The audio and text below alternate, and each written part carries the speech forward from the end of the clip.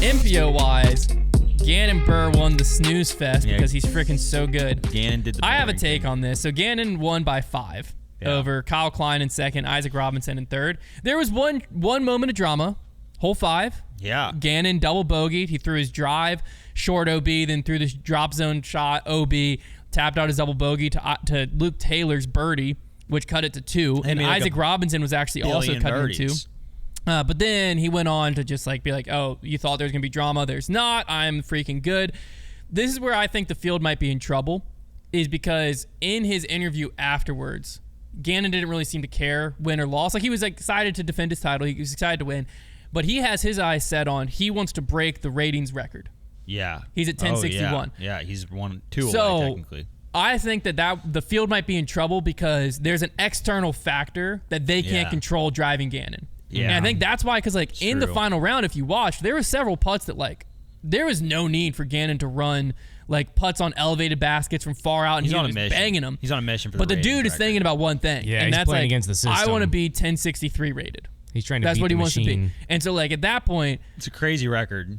Because he's 1061 right now. The record was Paul McBeth at 1062. Yeah. So he's trying to get to 1063. And that was during the inflation. And he said, I played really good to finish out last year. So basically this month is my chance at it. Mm-hmm. Is how I would it. agree because you have to love him at all of these wooded technical courses when he's throwing it this well.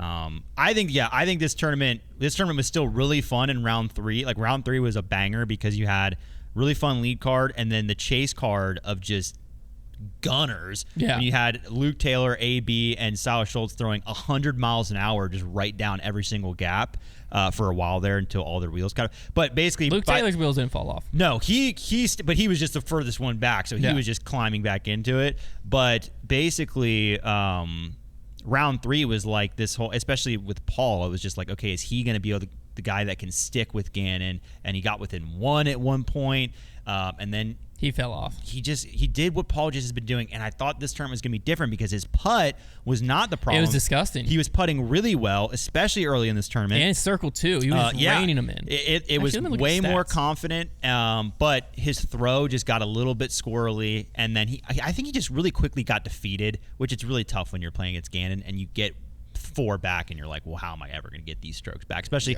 when he does slip up and then you also slip up. So by the end of round 3, it was going into the final round, I was like, all right, well, at Eureka, Gannon's going to walk. That was a tough in. part because Gannon ended up with a 3-stroke lead going into Eureka. That's just not a lead that he's going to blow at that course. You wouldn't think. No. That's what I always feel like Northwood is the way it should end. Well, so there was a discussion about this online. Well, it's just the spectator situation. Yeah, it makes sense. Because people are and I understand it because at the end of the day, if you play both courses twice, the results should be the same. Mm-hmm. But the pressure at Northwood, I think, could make Northwood play harder. The back nine in Northwood looks miserable. Because Eureka, Northwood's pretty gross. Eureka, yes, there's OB. I mean, technically, the 2 courses, speaking of ratings, of stock shots, rate the same. But when you are playing a little more defensive in a lead, it's easier. You can get away with throwing hyzers. You can get away with chipping around the course a little bit more. Not to say Gannon did, because he didn't. But you can get away and defend a lead more. Whereas at Northwood, a lot of times it's there's only one gap. Well, and it's just how hard am I throwing through that gap? And if you don't hit these gaps kind of hard and get down the fairways, it makes the rest of the hole miserable. You've got to advance down these fairways. It makes such a huge difference. So it's not a ton of safety in that. No. Speaking of Paul's putt, I did pull up the stats. He was 92% C1X on the weekend and 52% C2 on the weekend. He was lethal. He didn't lead either because Braden Sides was 69%. Mason C2. McLean was 64% C2. Luke Taylor was 58% C2. There was just some Circle Luke 2 Taylor, killers man, out there. That spin putt, Good he's night. got such a wristy, spinny putt. But and then look some at of them this. Were so good. There's 1, 2, 3, 4, 5 players that were 100% C1X this weekend. 5 of them across 4-round tournament. 5 guys didn't miss a Circle 1 putt. Yeah, and Isaac had 52 of them. He had 20 more than some of those guys. Isaac went 52 for 52. Eagle McMahon went 36 for 36. Marweed 35. Wow. Klein 34, dogs, and then Luke bro. Sampson 14 C1X putts. The dude was either outside the circle or he was in the normal bullseye. That is I think this tournament was pretty darn exciting up until the final round. Even the final round, like I said, hole 5 there was that for like flash of, because Isaac was charging. Isaac was having a phenomenal final round. Luke Taylor at that point hadn't slowed up yet because it was only hole 5, and it cut to 2, and you did have at least the thought that something could happen. But I mean, Gannon, the only hole he missed on the back 9 was 18. It was just kind of like another birdie, another birdie, another birdie, another birdie. But like that's what he does. That's why he's the best. Yeah, he is disgusting. He is now in the last 3 weeks won 3 tournaments on 3 different continents. Wow. He went Europe, Asia, U.S. That's North America. But yeah, U.S. Our favorite continent. He won the gold medal over in China, and then obviously Worlds in Europe. It's pretty hard not to imagine that he is just going to clean house. He also now has the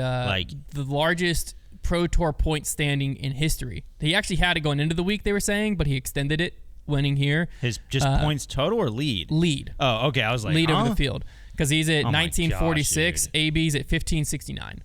So quick math, that's what, like 380. Well, AB's in roughly? second. He's got 1 win.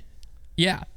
Gannon's disgusting. Crazy. It's funny because like if you go back to Grip Lock a few years ago, when I think it was during Kristen's initial dominance, we were just talking so much about like the MPO parity, and there were so many arguments for Player of the Year, and this is so great. You know, we're kind of out of the era of dominance. When is FPO going to do that?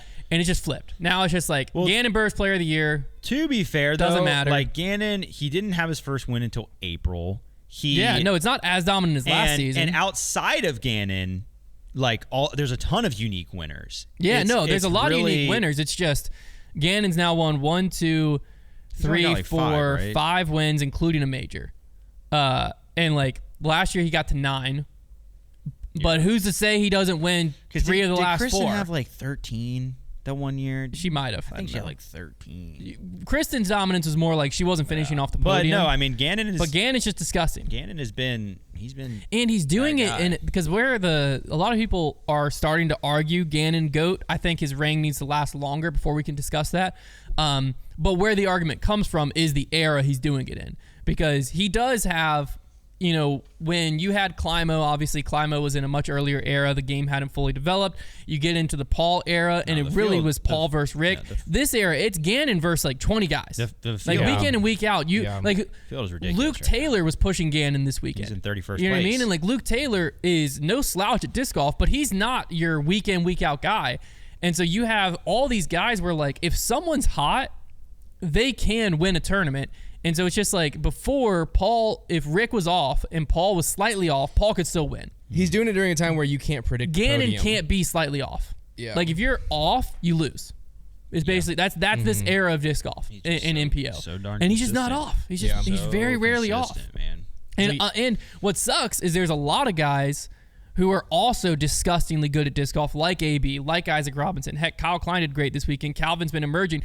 But the problem is they're doing it in Gannon's era. So it's just like, luckily Isaac does it at majors because we'll remember him for how many like he's going to win across there. Yeah. But like a guy like AB, I say AB is the could live in Gannon's shadow for his whole entire career. I say AB is the one who's got the worst kind of draw here, because I feel like he would have.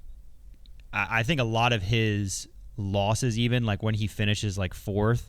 Really, it's because he was one of the main guys chasing him and just got defeated by Gannon. Just like I think that happens a lot to him, where he is on Gannon's heels or trying to make a comeback, and you're just fighting against somebody who's not making mistakes. Yeah. I mean, I can't tell you how many times now I watch Gannon, and he's got this 3 or 4 shot lead, and he makes a mistake first on the tee, and you could just see it in everybody's eyes. After they then mess up, they're so mad because like that was it. Like he's not going to do that again. And when you have a player like that you're trying to chase, it's impossible because how Kristen made the field. It puts so much pressure on you. Yeah, exactly. Kristen made the field feel that way. Paul for an era, Paige Pierce for an era. They make the field feel like that. Where like when they mess up, whenever that happens, you know you're not getting many opportunities across the course of a round to capitalize, and it puts so much more pressure on your tee shot, on your up shot, on your putt, whatever it is. And then when you go on to mess up, it really you're almost better playing on chase card and you don't have to see it. Yeah, just don't even worry. Because then you can just play your game and not think about it. And I'm sure some guys try to do that, but it's very hard when you're watching it happen. Because Gannon just kind of not that he seems unbeatable because the guys beat him, but like he gets into modes where he seems unbeatable. And it's similar to Isaac Robinson at Worlds, where like when some of these players get into this mode, it's just like, if they don't beat themselves, I can't do it. Yeah. And that's it. And that's kind of where Gannon's at right now. He's gotten hot. And yeah, going into, because I think we have Idlewild starting in a few days. Idlewild, I could see him losing Idlewild. Because Idlewild brings in so much of the field because it's a shorter course, more technical. Yeah. But D-Glow, GMC, MVP, USDGC, I think Gannon's picking up at least 2 or 3 more wins the rest of this year. Well, the one thing, and I mean, the one guy realistically right now, as I look at the past few events that is surely going to stop him at one of these next couple events is Isaac Robinson, because Isaac is still playing. You would think either Idlewild or GMC or MVP, Isaac's going to win. Like, he's still playing very good golf right now, and I think he's going to get one of these. And I don't hate few. AB at D-Glow. Like, it's not like Gannon has a cakewalk in. No. But you got to like Gannon.